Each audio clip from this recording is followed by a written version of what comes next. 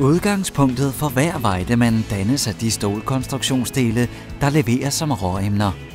De gennemløber et stråleanlæg, og her forberedes komponenterne optimalt til den efterfølgende pulvercoating og lakering.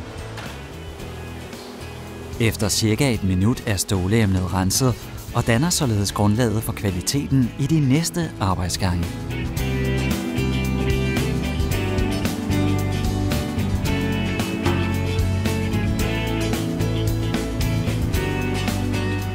Først markeres alle de steder, som ikke skal lakeres, eller som ikke må coates med pulver. Nu dækkes altså alle de steder til, som senere kommer i berøring med blandt andet smørestoffer. Komponenterne køres nu automatisk ind i pulvercoatingen. Den kendetegner Weidemanns kvalitetsforspring. Maskinerne er beskyttet imod korrosion og andre påvirkninger på bedst mulig måde for en særdeles lang levetid.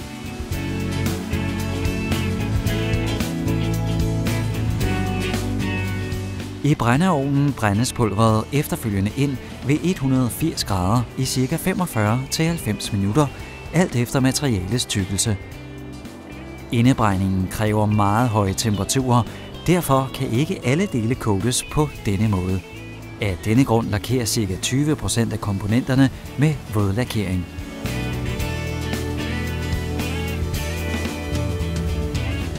De afkølede henholdsvis tørrede dele venter nu på at blive monteret.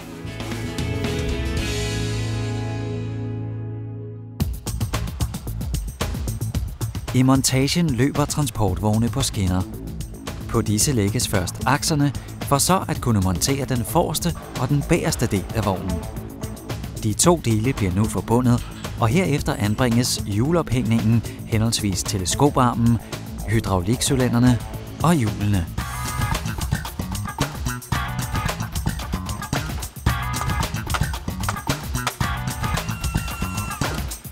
På produktionsstedet i Korbach blev der oprettet moderne arbejdspladser i henhold til de nyeste sikkerhedsstandarder.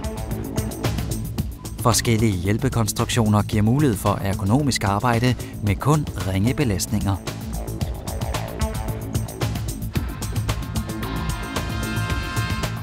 Maskinens hjerte, motorblokken, monteres sammen med de elektroniske komponenter og hydraulikledningerne.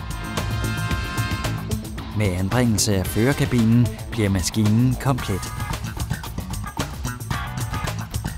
Nu skal der endnu spændes nogle skruer, og det rigtige udstyr anbringes.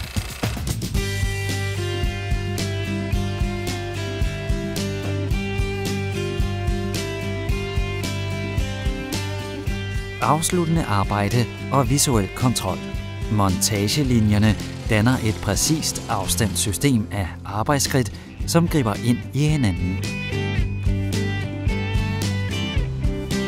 Med mærke- og typeskiltene får de færdige Weidemänner deres identitet. Efter den første opstart af motoren kan maskinen selv forlade montagelinjerne og køre til den afsluttende kontrol, inden den tager afsted til sine spændende opgaver.